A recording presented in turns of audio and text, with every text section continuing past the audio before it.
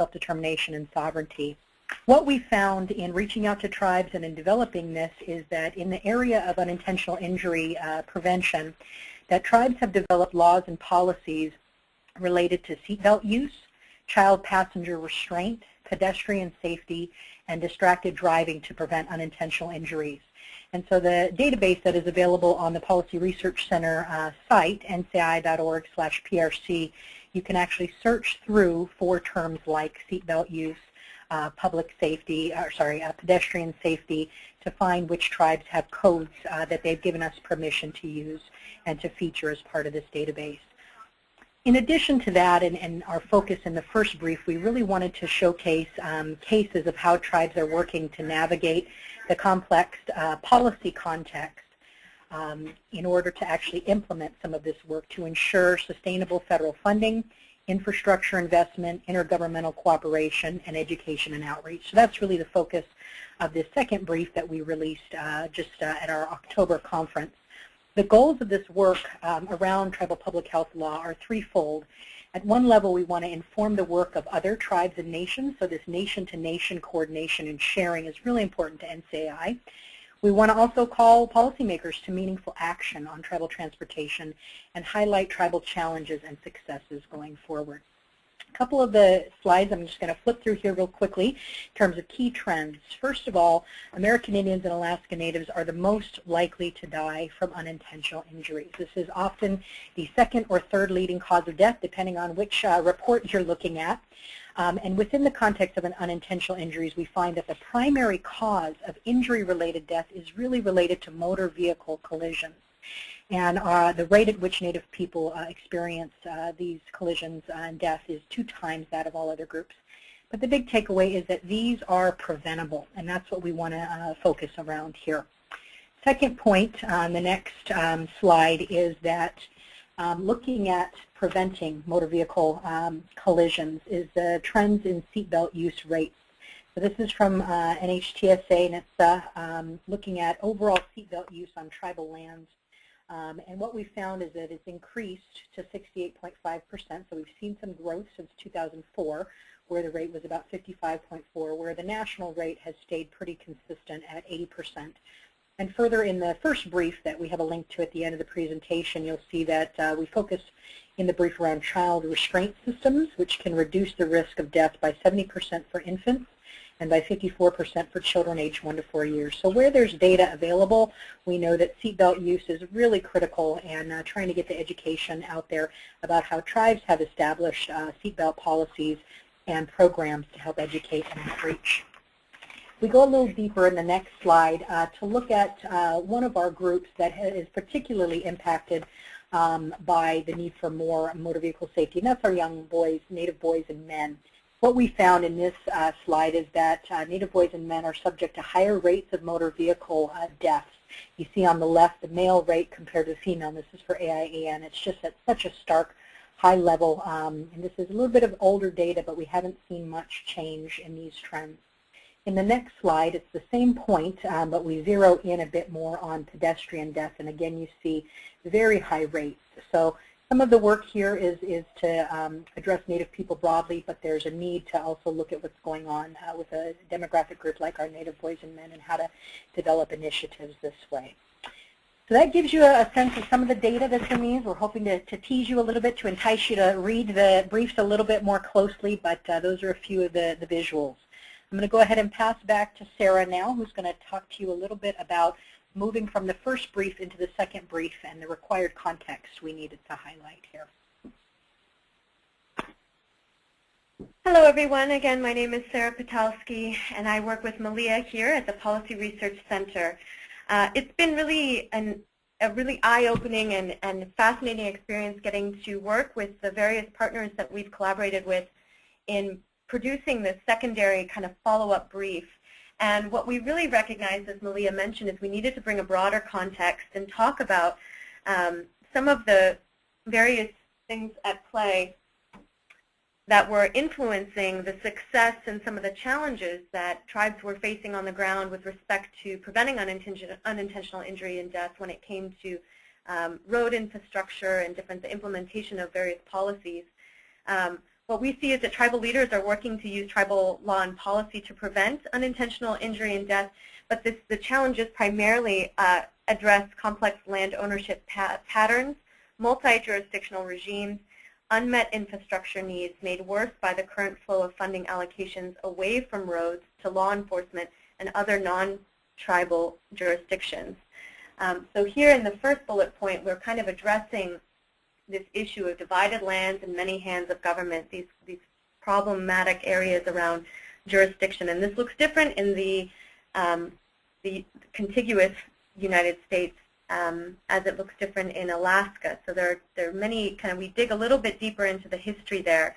But what broadly we can state is that tribal governments have been struggling to exercise sovereign decision-making authority over land planning, where we are faced with policies that have implemented checkerboarded reservations, lands are fractionated with the various generations inheriting lands, borders have been diminished and or may extend across multiple states. There's a variety of various contexts in which a tribe might be faced with respect to jurisdiction and land base, and the challenges as far as the other governments that they might have to work alongside in safety planning. Jurisdiction clearly has a bearing on the maintenance of road infrastructure and the funding that is available to tribes. As we see here in the figure, funding for the past decade from the BIA road maintenance program has fluctuated between 2.1 and 24.1 and $27.3 million, and declines in recent years despite inflation and rising costs of road construction. So these inadequate levels of federal funding was a barrier that was cited across our conversations with the tribal transportation leaders, with the exception of those that had managed to secure large-scale competitive grants. It was very much noted that for smaller tribes, it's especially difficult to engage in sustainable safety planning, as it's often required of them to plan and set aside savings for many years just to construct as little as 10 miles of road. Okay, so we're going to go ahead and move on to this next slide. These were some of the key elements that we saw as really advancing tribal communities' safety more broadly.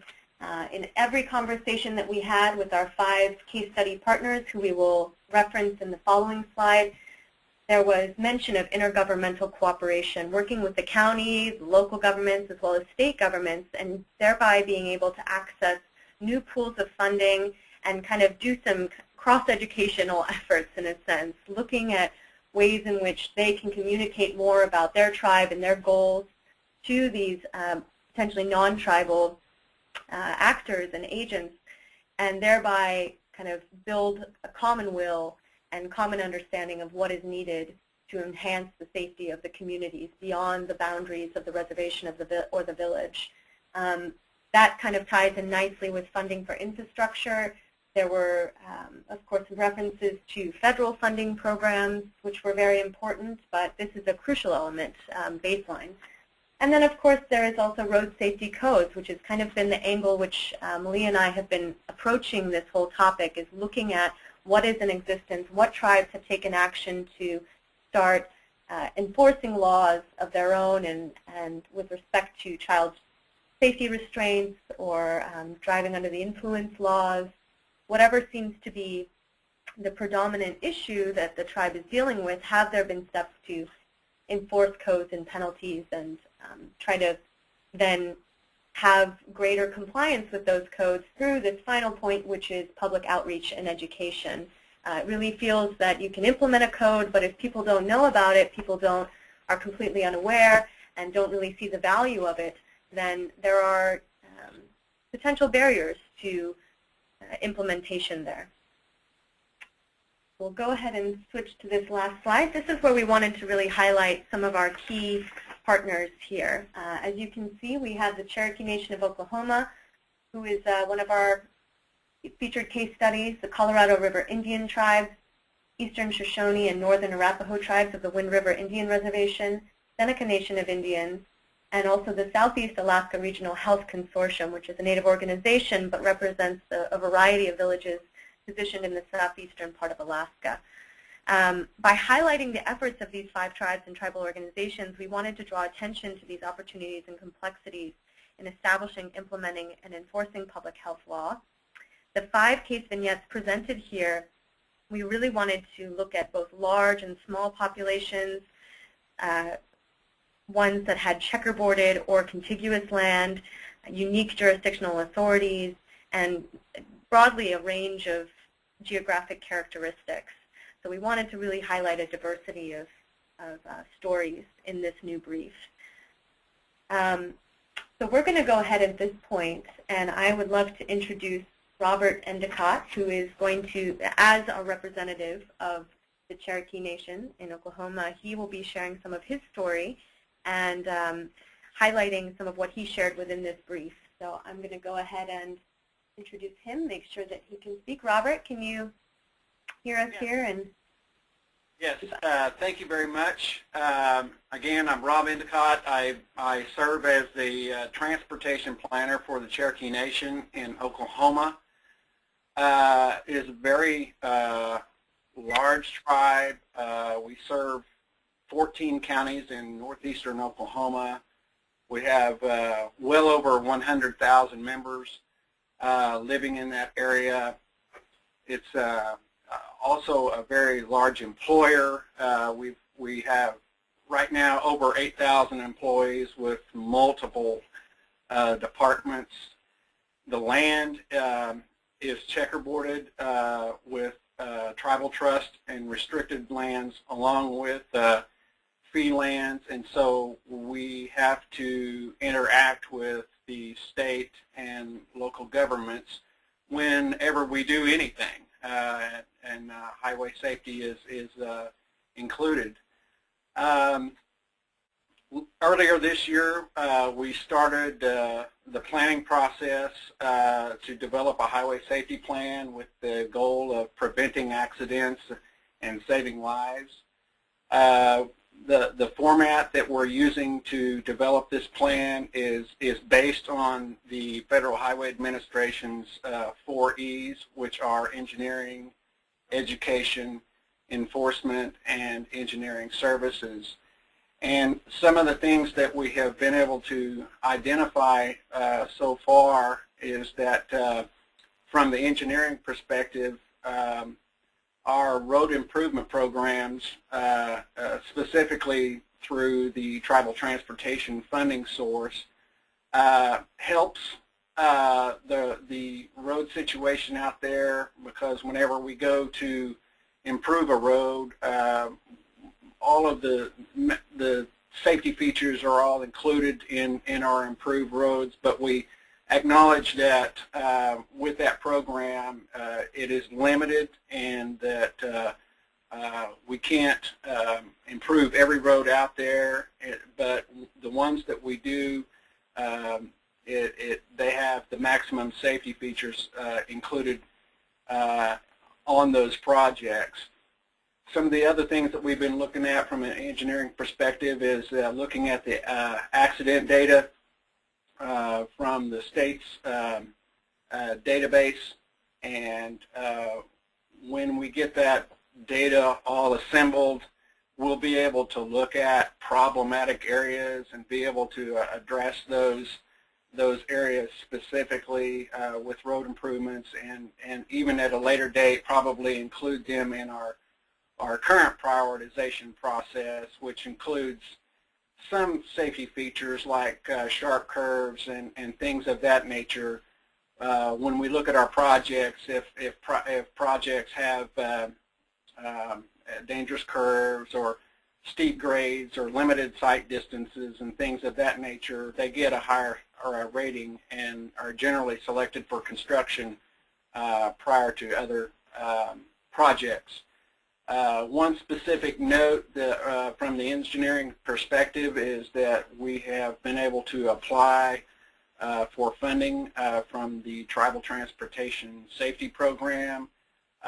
We have an intersection next to the tribal complex that has been very dangerous for a number of years now. It was unsignalized. and on a 5-lane divided highway, and we've had numerous accidents there and hundreds of near misses. We were able to work with the Oklahoma Department of Transportation on that project and to finally get some approval to install signal lights and striping so that the traffic can flow through that intersection at a much safer rate. And I believe the project is nearing completion as we speak. And so we will be improving the traffic situation at that intersection. We've also been looking at safety planning from an education standpoint, and that one of the things that we've noticed in looking at the state data is that most accidents are a result of driver error, whether that be inattentiveness, impaired driving, texting while driving, or whatnot. And that one of our goals is to from an education standpoint, to look at that data and see how we can make an impact on reducing accidents from an education standpoint, whether that be signing or things of that nature. One specific note that I want to make on education is that most of the state education programs on driving and accidents tend to be focused on the urban areas, and so you don't see a lot of rural area driver education like signing and things of that nature. And so that's one of the specific areas that we're going to address. From an enforcement perspective, again, we have to work with numerous law enforcement agencies throughout the Cherokee Nation. Right now, the Cherokee Nation's Marshal Service is cross-deputized with 12 of our 14 counties and over 50 municipalities within the Cherokee Nation.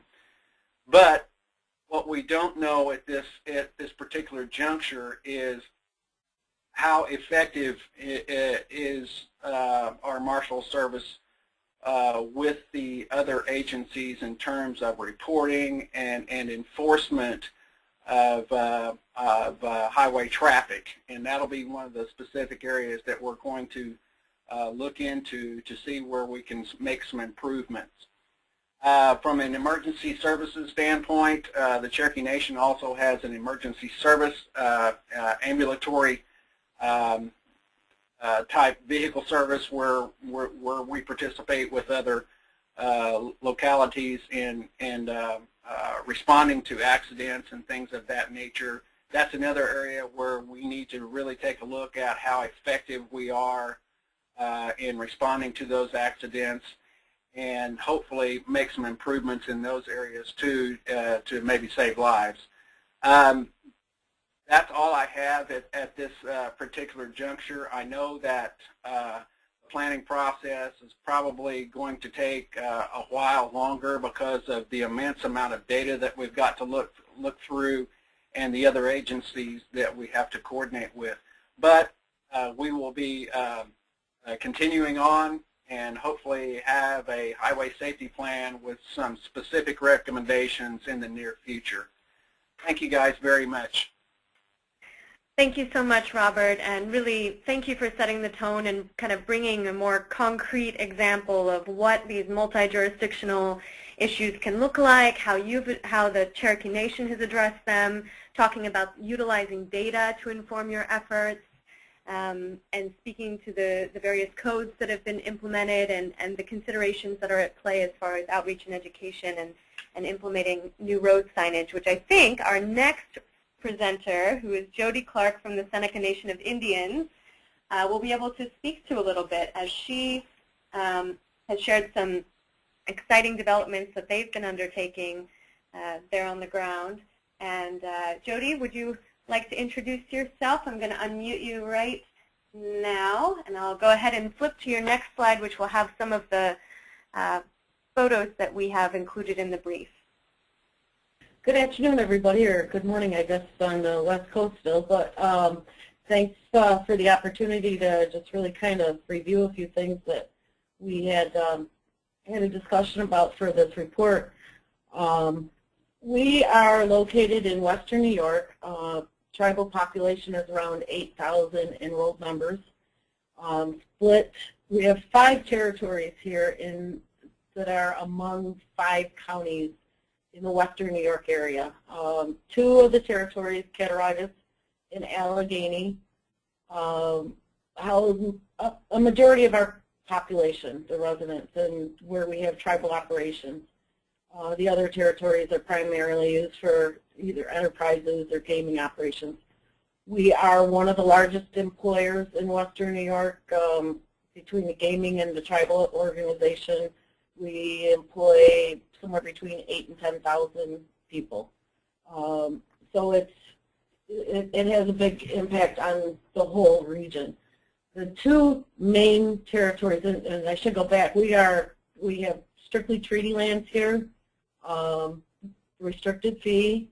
These lands have always belonged to us and retained by us through our treaties. So we have some very unique relationships with New York State, and they're not always good relationships. The Allegheny and Cattaraugus territories lie in some areas of major transportation corridors for the entire region, and we've had to really kind of face the problems of getting a lot of traffic through the area that wasn't necessarily wanted.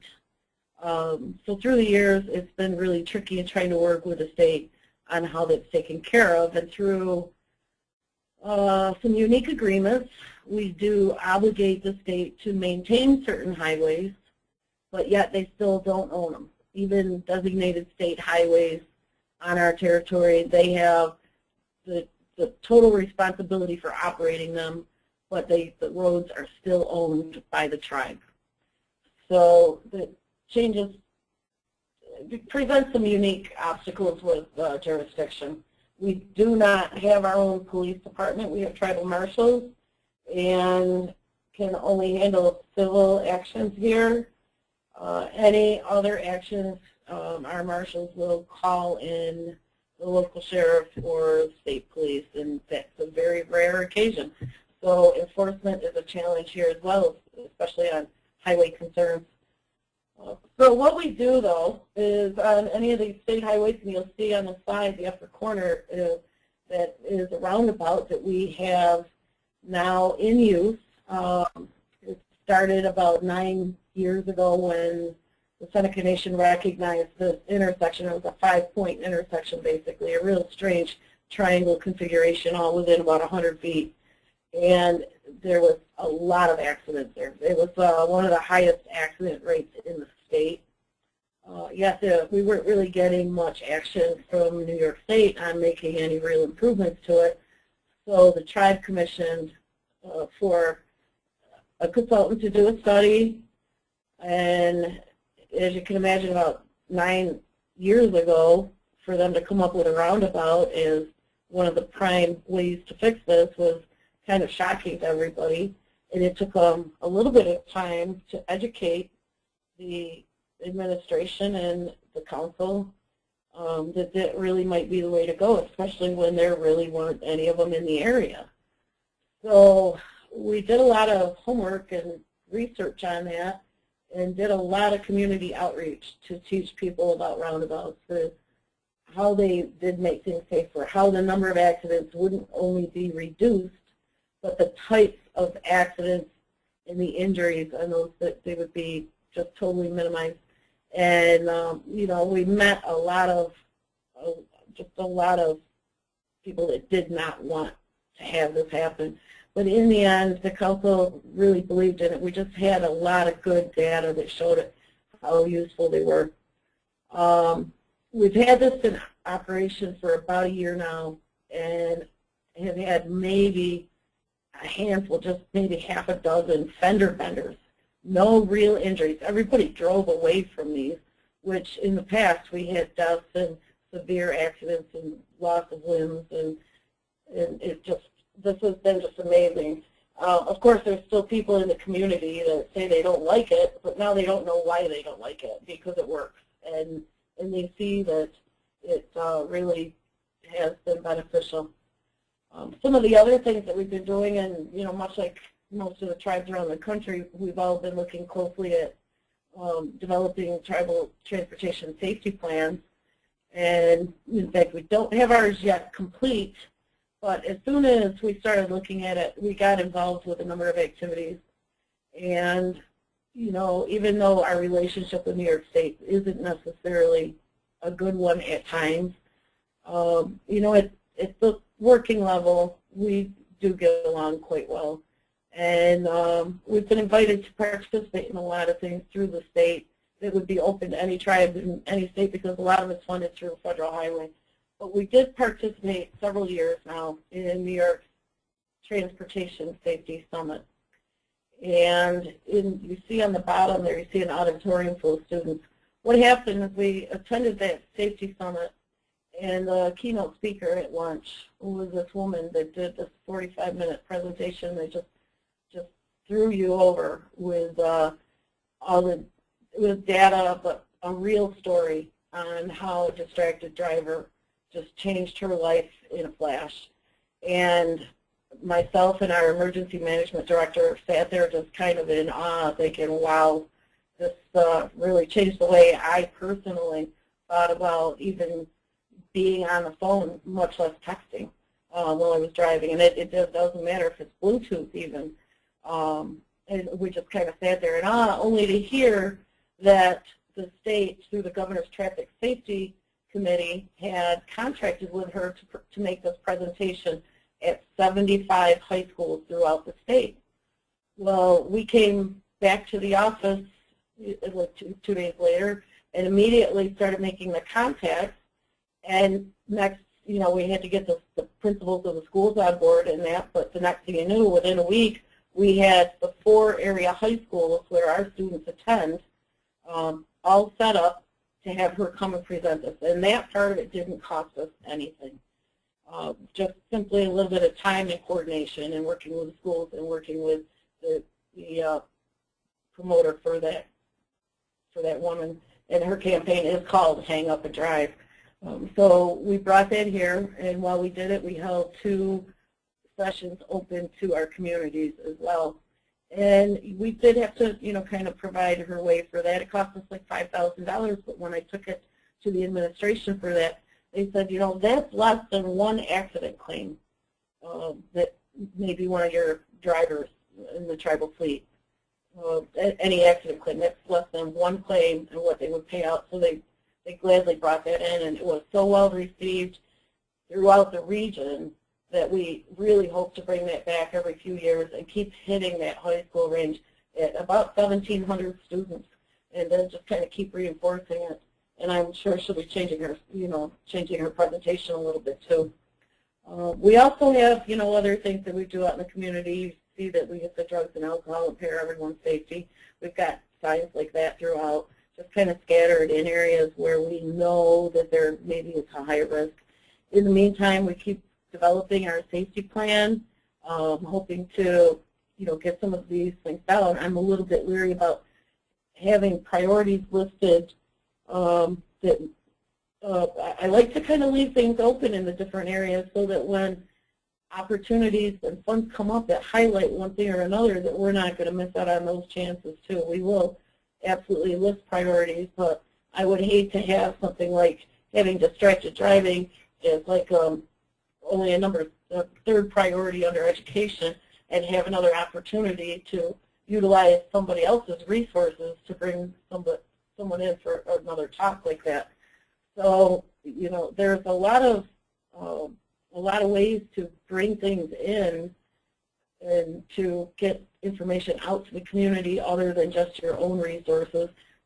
Don't be afraid to look for information from the local technical assistance programs through the state and other resources, like I said, with the Governor's Traffic Safety, and I'm sure every state has some sort of organization that handles those types of programs.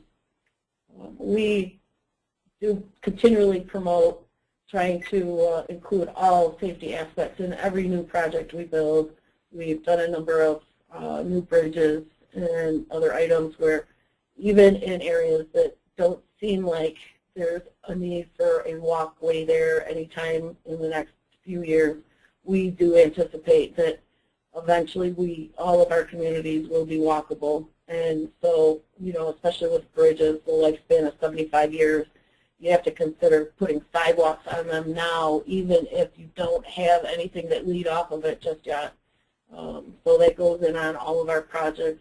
And we do have actually a pretty good trail system that we're developing, either alongside the roadways or in other areas. And in fact, recently did get a state transportation enhancement program grant for $500,000 for about 3 miles of trail. So there are a lot of resources besides just the tribal safety funds, so don't be afraid to go after those. It's been a pleasure to just kind of show you a little bit of what we've done, and that is just a little bit. If anyone would like to come out here, contact me and take you around. But thank you. You taking us through the multifaceted efforts there, and you really emphasized, both you and Robert, some of the insights that we've gleaned from all of the tribal cases within this latest brief. And just quickly, before we turn it over to our final set of slides from our legislative associate Gwen Salt here, who's going to talk about legislative priorities, we just want to highlight those 4 recommendations that we gleaned from Seneca, Cherokee, and the other cases. The 4 that we really pulled out that we saw were consistent was the first being to create a tribal self-governance program under the U.S. Department of Transportation. I appreciated your point, certainly, Jody, that you don't just have to look at some of the safety resources, but kind of look broadly. And I think this recommendation kind of echoes some of that in terms of a broader approach, making sure that tribal nations can be better equipped. Things like the TTAP, the Tribal Technical Assistance Program, and the LTAC, the Local Technical Assistance Coordinators, are really critical to providing that baseline support and training. But we really heard from you all and others that there's a real need to designate a self-governance program to further that exercise of self-determination. One of the examples that came up was around tribes having the option of assuming National Environmental Policy Act, NEPA, approval authority as part of this. So this is definitely a part of the model that we're looking at, 477 kind of structure. How can we look at that across different issue areas here at NCAI? How can we support some of that? The second that we really heard was definitely around increasing federal investments, really making this a priority in tribal transportation programs to address those chronic unmet needs. We have some specifics in the brief. We're preparing here for our budget document process in terms of the request to Congress that goes from the President, and thinking about what Indian country's ask is. And some of the numbers that we've been looking at here are increasing the tribal transportation programs to $800 million for fiscal year 2015, with annual step increases of $50 million to $1.05 billion in fiscal year 2020. So definitely taking the long look because of some of the infrastructure needs that both Robert and Jody mentioned. Really making sure that funding accessibility is allowable and available by easing the transfer of federal aid funds, improving the speed and efficiency in getting IRFO funding to tribes, ensuring tribal eligibility for all USDOT discretionary and competitive grants. So trying to be very specific in this ask here and looking at various ways, and this came out certainly in the Cherokee Nation case vignette that's included in the brief, but in several others. The third item you heard today on the call, certainly one that's close to our hearts here in the Policy Research Center, using data to ensure tribal roads and infrastructure are maintained and safe. It was great to hear Robert talk about Cherokee Nation's efforts, given the huge access to state data.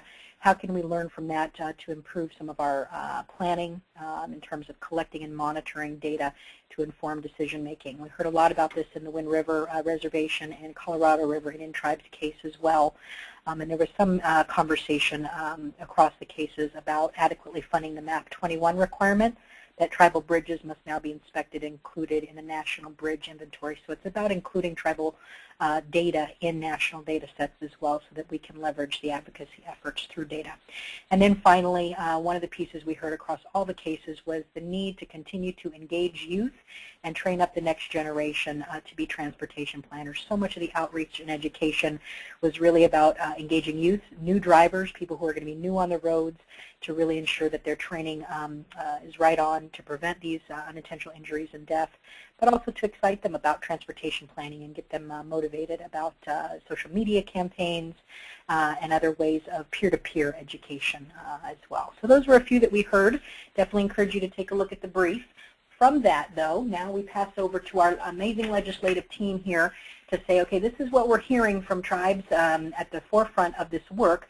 How can we begin to think about what this means in terms of NCAI's legislative work? So I'll turn it over to Gwen Salt, NCAI Legislative Associate. Hi, everyone. Again, this is Gwen Salt. I cover transportation for NCAI.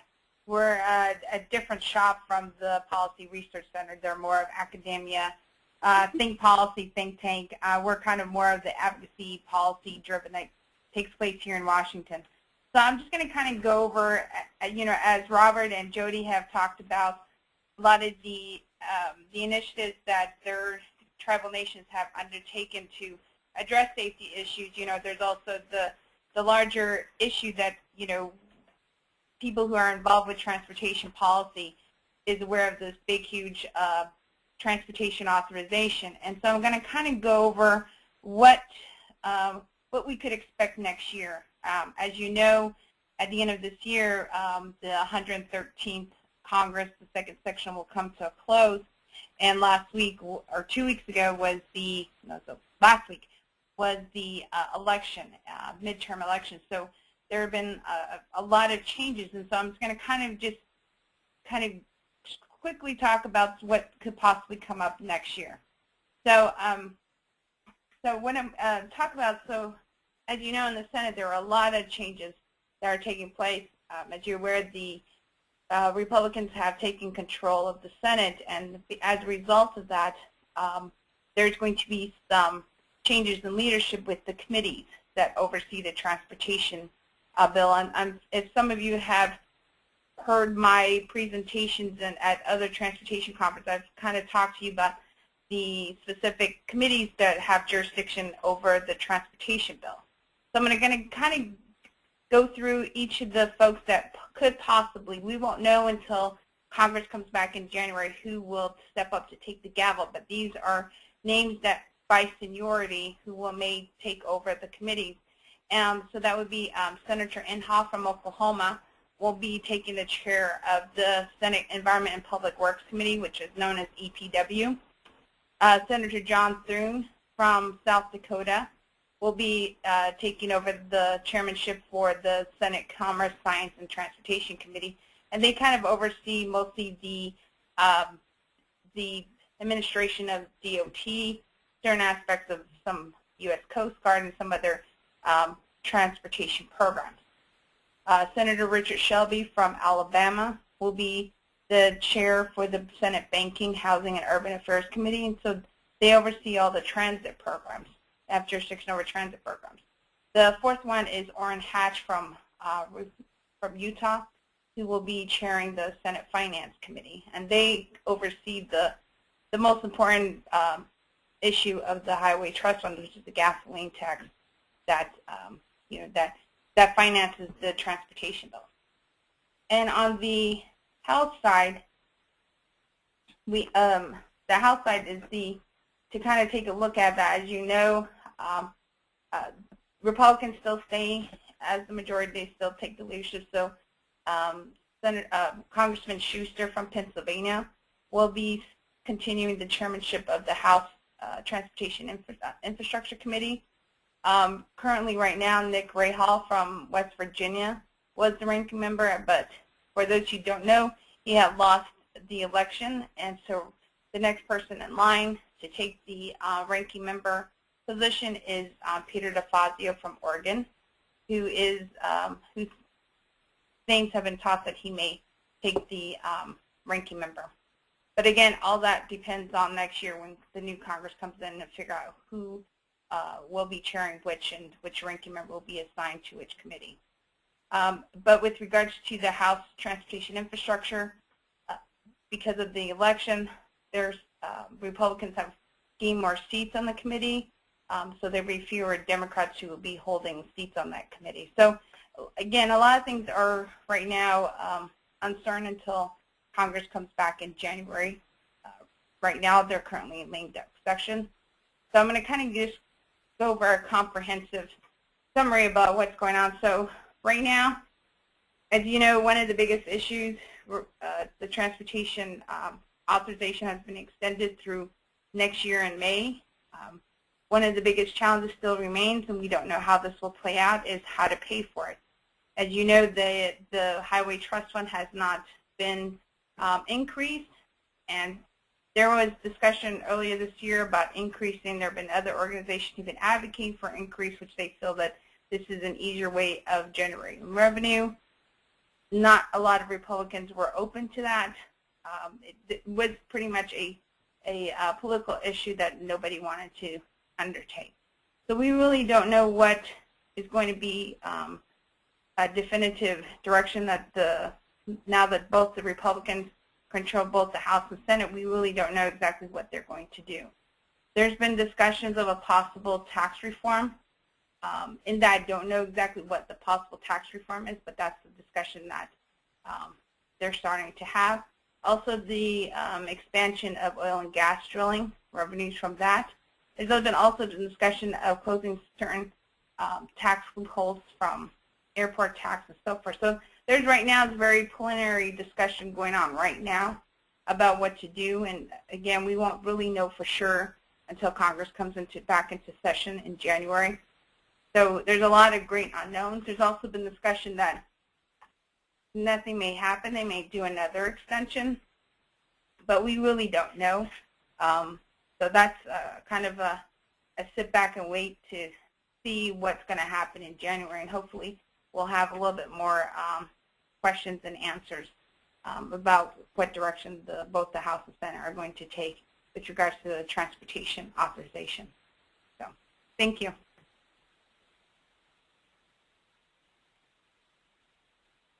Thank you so much, Gwen. We really appreciate it. It's always great to link across our different departments here at NCAI to try to get the best resources out to support this work. So we've got a few more minutes, and we can stay on a little bit longer. We realize we started a little bit behind, so we apologize. But if you would like to raise a question, just raise your hand using the webinar feature, and we will unmute your line that way. So do we have any questions? Has anybody raised any before this time?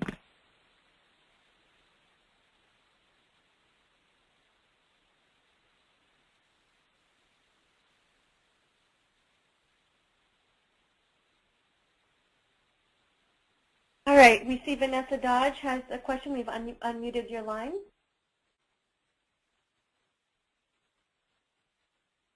Vanessa? Oh, sorry, I did not have a question.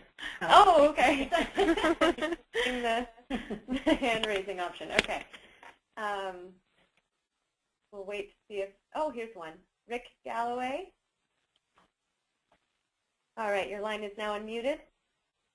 Thank you very much for the presentation. It was not only well done, but it was definitely in the vein of useful information that could be presented at just about any tribal general council or general assembly.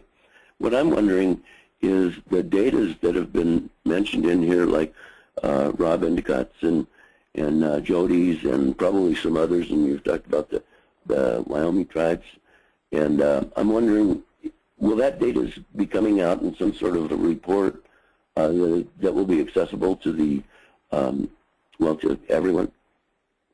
Absolutely. Our last slide here, if we want to flip really quickly, we have links to both policy briefs. So the first one, which has some of the more the pedestrian data and trends that we talked about at the beginning of the webinar, is the one that was released summer 2013. So that's available on our site.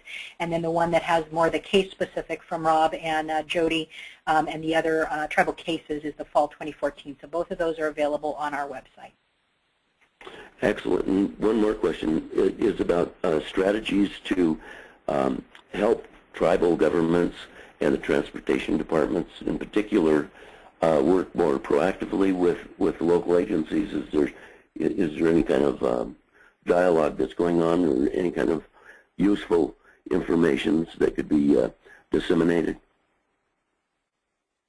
So this is Malia, and what I would say is, again, the fall 2014 brief has some of the more specific information about some of the intergovernmental cooperatives and approaches that some of these tribes have taken, and we've also received permission from those that have submitted these cases for their contact information to be listed as part of the brief, and that's part of what we want to do is foster the tribe-to-tribe, pick up the phone, kind of connect with each other where you can, but also with some of our tribal public health law database. We are trying to look at this issue because I think both intergovernmental like MOUs and coordination across jurisdictions and enforcement, which you heard on the call today, have both consistently come up as really challenging situations and the need for more guidance. So we definitely want to do more. We don't have anything specifically planned just yet, but if you have some, some questions or some ideas about what would be most helpful, I think we really want to hear that. The one thing that I express a bit of concern about is the way that safety audits on particular, reviews of roadways or intersections are not treated with the same amount of importance by the different agencies. And I was wondering if there was any kind of tactful process that can be presented to give the government agencies that don't actually allow for much importance to be placed on a safety audit. They're more concerned about the engineering, which may or may not have anything to do with the data which isn't being collected. So I'm just wondering if there is anything that is in the works for that, to allow a safety audit to become a more credible tool. I think that's a great point. We're going to make a note of it, but I know that it came up certainly in what Jody presented. So if there's, Jody or Robert, if you would like to respond more specifically, because I heard you say, Jody, too, in the roundabout planning, it was really hard to get New York State to pay attention to this issue, even though it had consistently been a high accident area. So we're happy to unmute you, either of you, but thank you for that, and we've made a note of it for our legislative team here. Thank you. Yeah, that's always going to be a challenge, and I think it means that we have to constantly work with local governments and everybody around us. And what I find is that, I'm starting to repeat some of that, some of the same stuff that we did about 5 years ago, just because there's staff turnover, whether it's on tribes or it's states or other local organizations, is we constantly have to educate people as to why we are where we are, what our priorities are, what some of the laws and customs are, and why we might have different priorities than they do. And I don't think you can actually stress that enough on why you can't necessarily just implement something that might be a state or a local initiative, because the tribe has a different concern. But if we all work together, it seems like in the end we definitely do benefit from it. Thank you. That's all my questions. You guys gave wonderful performances here. Thank you. Thank you so much, Rick. Really appreciate your questions there as well. We did have a question from the audience, and it's actually directed to Jody. And the question is, what is the volume of traffic and trail usage in the Seneca Nation? I don't know if you've collected some data on that, but if you could share some insight, Jody. Well, trail usage, we do know that the entire region around us actually has quite a few trails, because we are primarily in a rural section western New York and part of the territories along the shores of Lake Erie. We've got the other territory that's along the Pennsylvania border in the foothills of the Alleghenies. And we have a lot more trail usage than ever. I don't actually have good numbers on that, but I can tell you every time we have a project going, and I don't care where it's at, a bridge out, something like that, we see people walking through daily on any project in any route that we're doing. And sometimes even the crews that are working are amazed that, there was 8 people that walked through in just an afternoon and on a route that they didn't even think they could get through. But as far as the traffic counts, especially on that roundabout, that is a fairly commercial area of the Cattaraugus Territory. We had roughly 20,000 ADT there. There was 2 major routes. One's the U.S. highway at only about 6,000 cars a day. Another a New York State route at around 12, and then a tribal road through there at about 2,000. But it just created this massive intersection of chaos and long delays and people getting impatient. It's one of the busier areas, although both territories have 4-lane expressways or freeways through them as well. And we know that one of them has probably 50,000 cars a day, and the other one is somewhere between 20 and 30. So we do get a lot of traffic through the area. Great. Thank you so much, Jody. I don't know if there are any other questions at this time. We'll wait just a quick minute to see if anyone else has questions for our presenters. Again, we have been recording this webinar, and we will be making it available publicly. There will be a link that can be sent out and also will be available on our website. And we do encourage everyone, as Malia mentioned, to access these briefs and do take a note of the contact information if you haven't been able to ask a question of Robert or Jody today. We're just so grateful for their time, and we wish we could have some of our other case study partners on the line with us, but I hope that you'll be able to, we all hope you'll gain some insight from their contributions to the brief as well. Again, we have my contact information up here, Sarah Petalski, so please feel free to take note of my number and email and shoot me any questions or comments or resources that you might be in need of, so happy to be of help. And we will send out a post-webinar email with this information as well, so you'll have the links embedded as well as the link to the PowerPoint itself. So that way, feel free to share. All of this is in the public domain. So we just want to thank you all for taking the time this afternoon, and please know we're here to support these issues and want to continue to hear from you all and support your important leadership out there. So thank you for your leadership in tribal transportation. Okay, any closing comments from Robert or Jody? Happy holidays. Be safe out there. All right. Great. Thanks, everyone. Take care. We're going to close down now.